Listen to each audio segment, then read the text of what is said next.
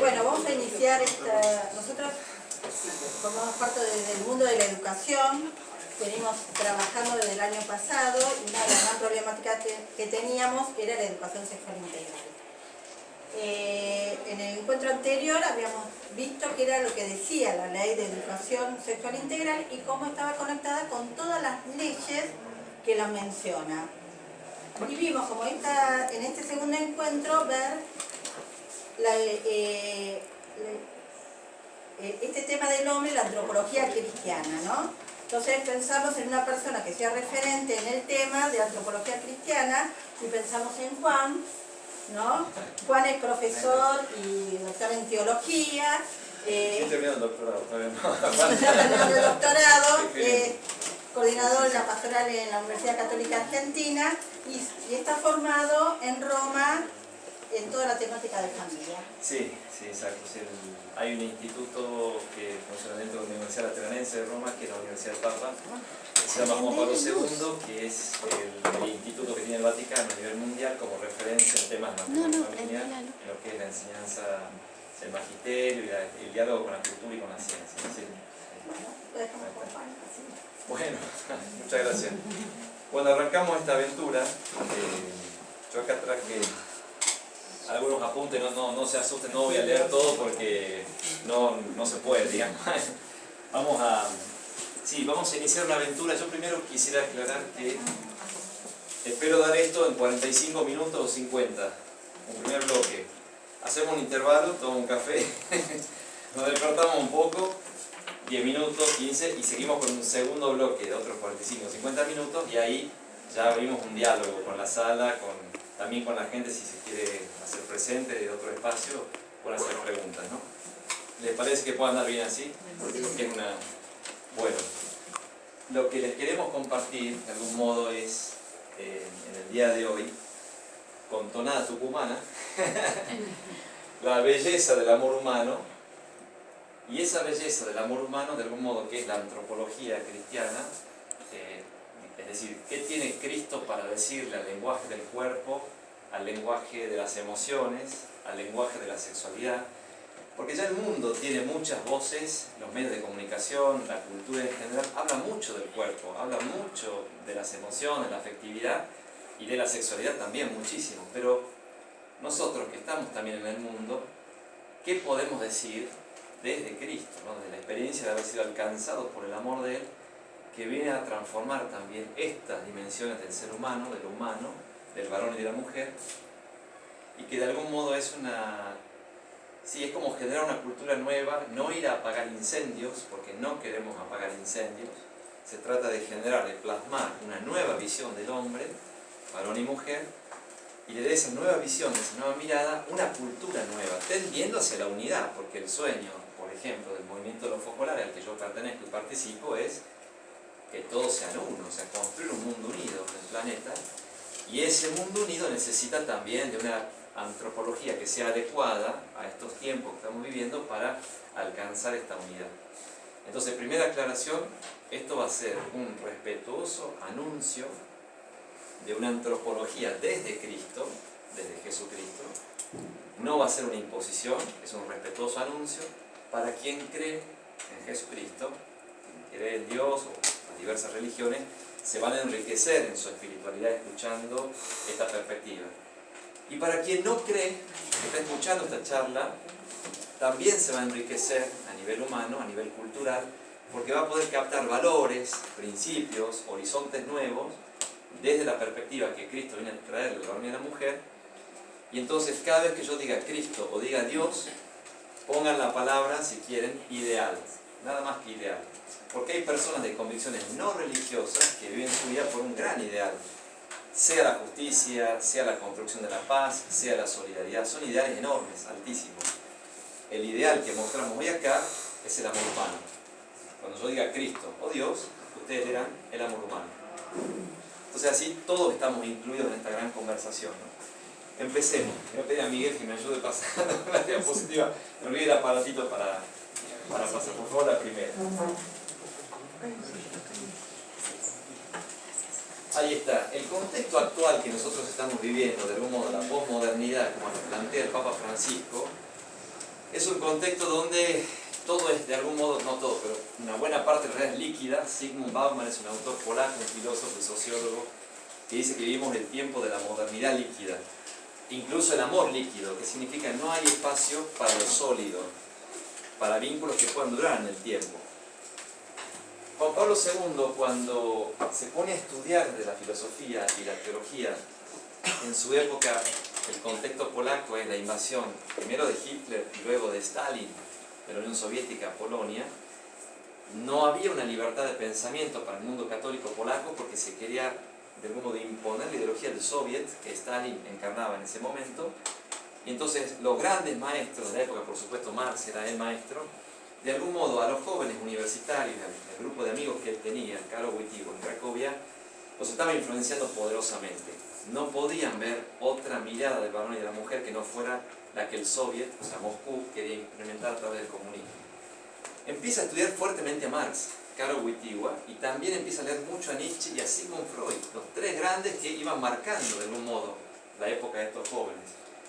Y se encuentra con Paul Ricoeur, un filósofo francés, que dice, después del mayo del 68, la gran revolución cultural de los jóvenes franceses contra Charles de Gaulle en París, unido al mundo obrero, hay una fractura, ¿no?, de un mundo que se está acabando, y está naciendo de algún modo la posmodernidad, otros autores la ponen un poquito antes, donde se quiere ser más espontáneo, más fresco en los vínculos, está prohibido prohibir, no hay espacio para las estructuras opresoras o oprimentes, que en esa época había unas cuantas, mucho machismo, mucho autoritarismo. Mi papá, mi mamá, que eran de esa generación, que escuchaban a los Beatles y a los Rolling Stones, claro, su papá, mi abuelo, no les hablaban con la confianza que hoy yo puedo hablar con mi hija Clarita o con Mercedes, mi esposa. O sea, hoy hemos llegado a un momento muy lindo en la familia, de una gran cercanía afectiva y emotiva, que en los años 60 no era tan así. O sea, había una gran distancia, la autoridad del papá, la mamá.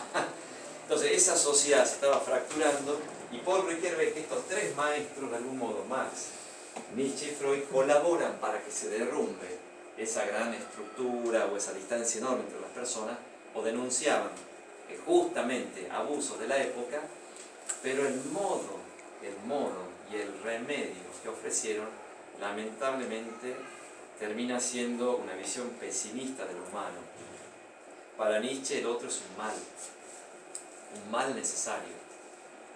Para Marx, tu vida y la mía no valen nada, lo importante es la sociedad, no la vida única, irrepetible, insustituible, tu riqueza cultural, artística, deportiva, familiar, afectiva, eso no cuenta, cuenta la sociedad colectivista. Y para Sigmund Freud lo importante es que el otro, cuando estoy delante del otro, sea de algún modo aquel que puede satisfacer los placeres que yo tengo, o sea, la fuente de satisfacción de mis propios placeres, ¿no?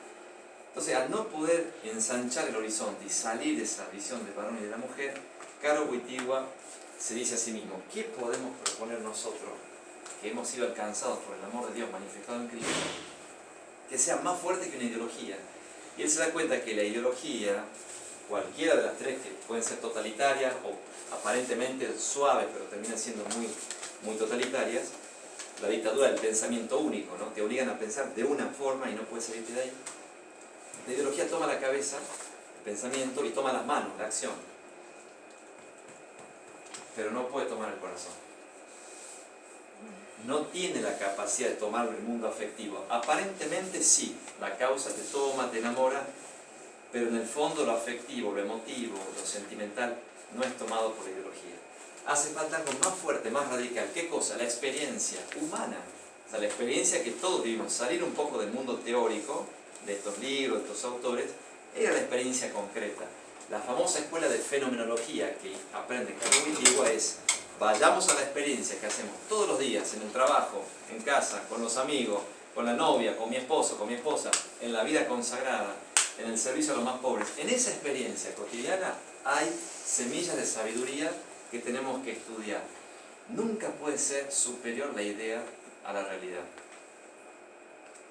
El Papa Francisco nos da un principio valiosísimo que dice: la realidad es superior a la idea.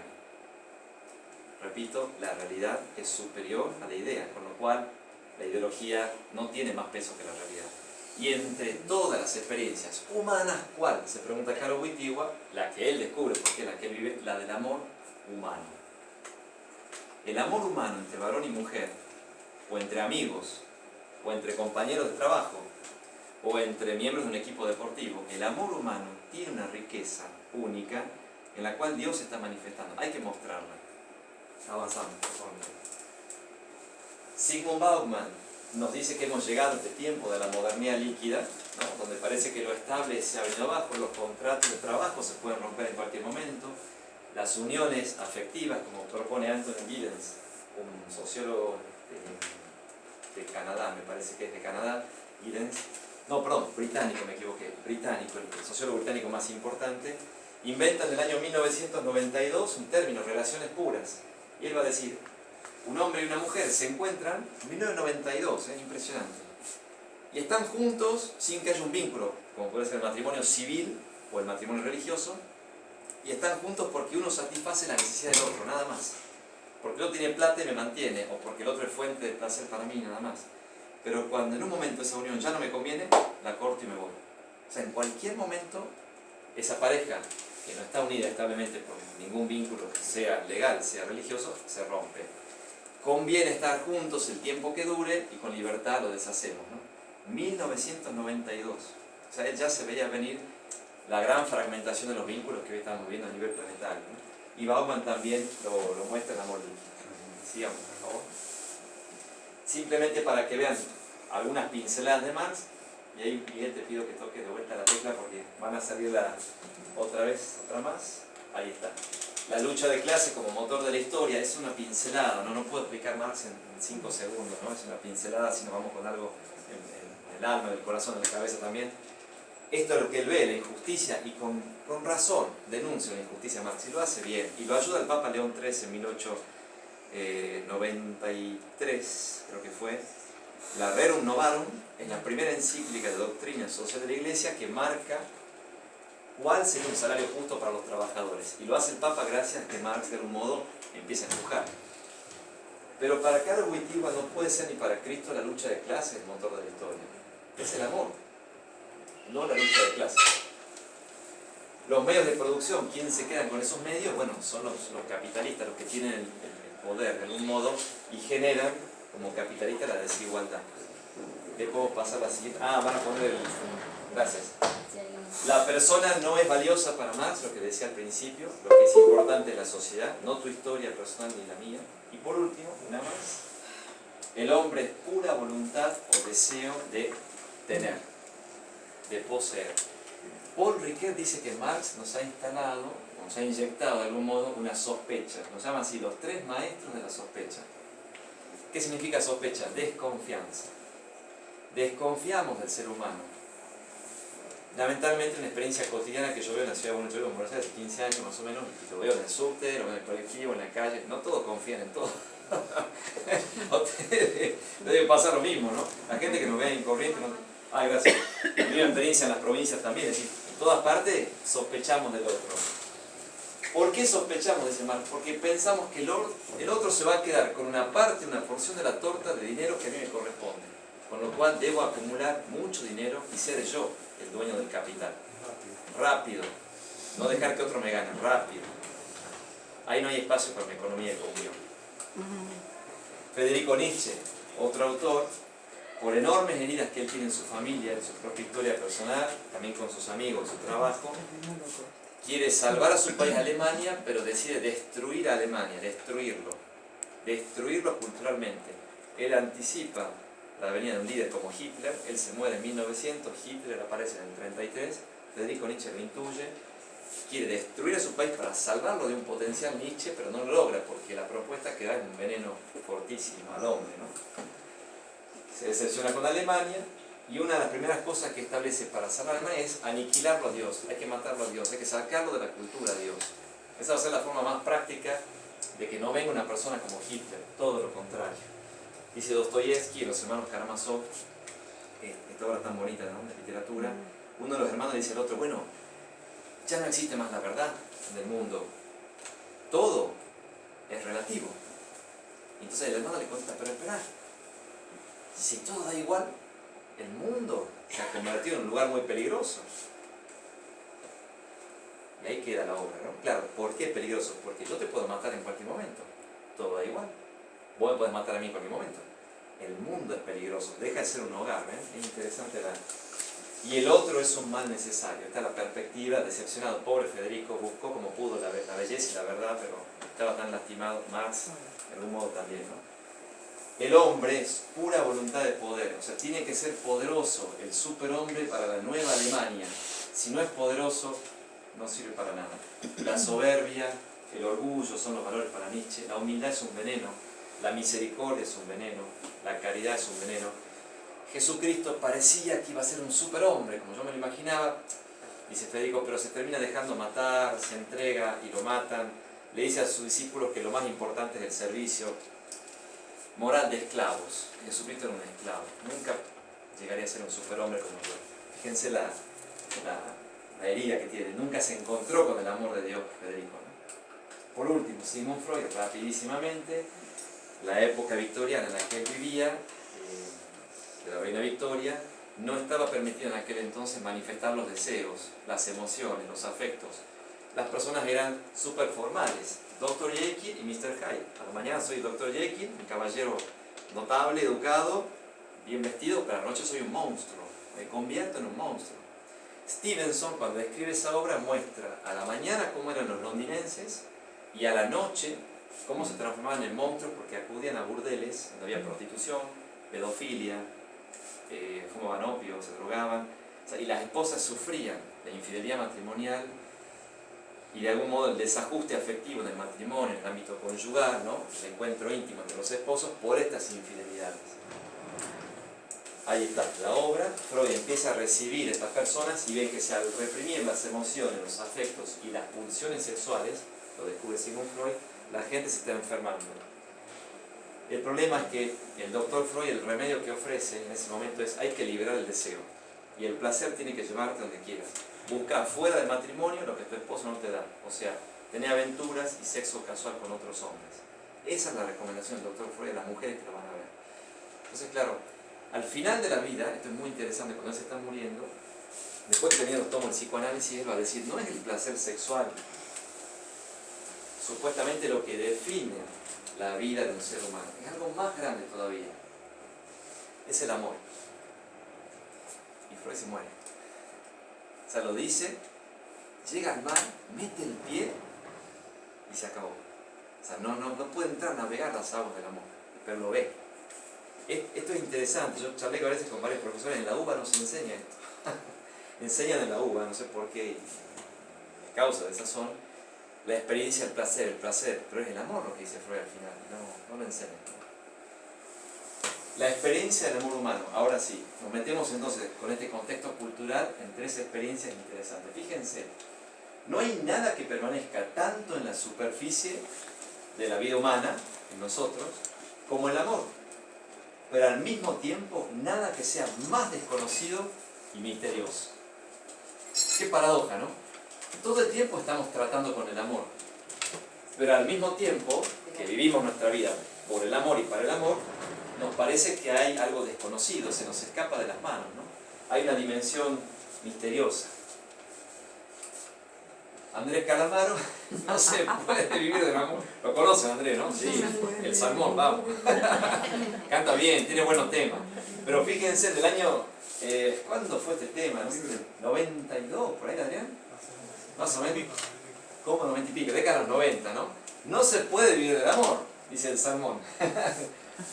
No se puede comer con el amor, o el amor dice allí. Las deudas no se pagan con amor. Claro, yo voy a la caja del supermercado, como me decía un profesor de cristología, llego ahí con el changuito todo cargado, y el profe, que era muy gracioso, como hablaba muy lento, muy parsimonioso, te jura, el padre Marino, fue obispo de Mar del Plata, decía: bueno, señora de la caja registradora, yo ahora me voy a retirar con mi changuito de aquí del supermercado, porque Cristo ya pagó por todo. No, señor, tiene que pagar todo lo que está acá. Poniéndolo claro, tiene razón Calamaro, no se puede pagar con amor. Una casa no se puede comprar con amor. Y una guerra no se gana con amor. Pero, si vienes a la experiencia de Calamaro, veamos la nuestra, ¿no? Y ahora sí, creo que viene el play y se apretó acá. ¿Vamos a apagar la luz? Un minuto para... Ahí está. ¿Y a dónde crees que nos enviará este año, Conde? No habientes son tan pobres como nosotros. Los vikingos. Ya lo sé. Deberíamos zarpar hacia el oeste. He oído historias, Rolo, de grandes ciudades y tesoros, montones de oro y plata y un nuevo dios. También he oído esas historias. ¿Y qué importa? No podemos navegar mar adentro. Yo creo que sí se puede, yendo al oeste. Y he conseguido algo que lo cambiará todo. ¿Qué?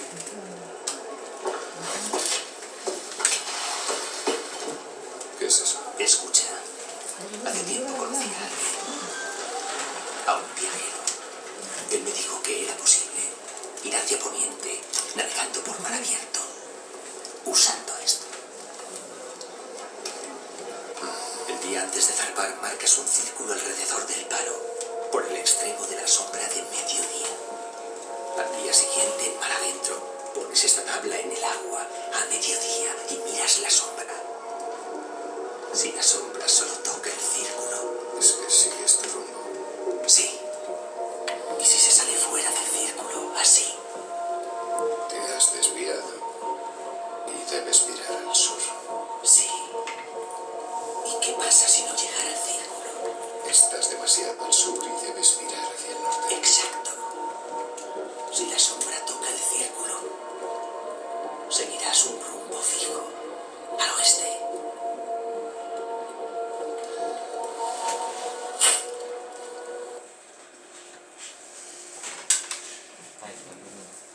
Qué interesante, descubren la brújula los vikingos. Navegaban, pero no sabían qué era la brújula, hasta que en un momento uno dice, mira, yo tengo algo que nos va a llevar al horizonte 9. ¿Qué es eso que tenés? Y le saca, ahí lo vieron, el artefacto, el instrumento, la brújula. Le cambia la navegación a los vikingos y le cambia el horizonte del mundo, porque empiezan a descubrir nuevos mundos, porque ahora saben cómo navegar. Ellos solo pirateaban, iban a una isla, volvían, iban a otra isla, volvían. No, ahora con la brújula, nada. Naveguemos más adentro, vámonos bien adentro porque se puede, ¿no? ¿Cuál será entonces, se plantea, claro, Karol Wojtyła, una brújula para el camino, para nosotros? Porque los maestros de la sospecha que nos han hecho llegar a la modernidad líquida, que es lo que vimos ahora como cultura, no alcanzan como brújula, tiene que haber otra. Va a buscar el joven Karol Wojtyła en Cristo un episodio de su vida en la cual él hable sobre el amor entre varón y mujer, la experiencia del amor humano, acuérdense, y encuentra el episodio en Mateo 19:2. Una discusión con los fariseos, que le están planteando a Jesucristo que es lícito divorciarse de la esposa porque hay ciertas causas por las cuales el matrimonio puede ser declarado nulo. Perfecto.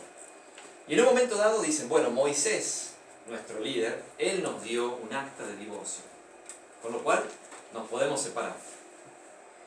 Y Jesucristo responde, sí, es verdad. Moisés les dio un acta de divorcio, pero fue por la dureza del corazón de ustedes.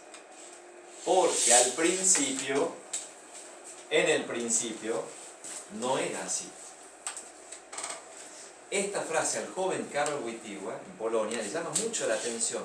Si yo creo que Jesucristo no solamente era un hombre, sino que era Dios que estaba hablando, y efectivamente para él era Dios, claro, Dios le estaba diciendo a los fariseos, al principio, cuando yo creé el mundo, no era así, no había divorcio para Adán y Eva. Eso vino después. Y ahí descubre Karol Wojtyła, acá está la raíz, la experiencia primera del amor humano. En este relato simbólico, no histórico, simbólico, escrito 600 años antes de Jesucristo, en el destierro a Babilonia, el pueblo de Israel empieza a escribir el libro del Génesis. Y se va a tratar de explicar a sí mismo el pueblo el origen del universo, la aparición del varón, de la mujer, creación de Dios y la aparición del mal en la historia humana. Bueno, ahí descubre Karol, hay 3 experiencias que tenemos que mostrar, que son la brújula. Ahí está la brújula.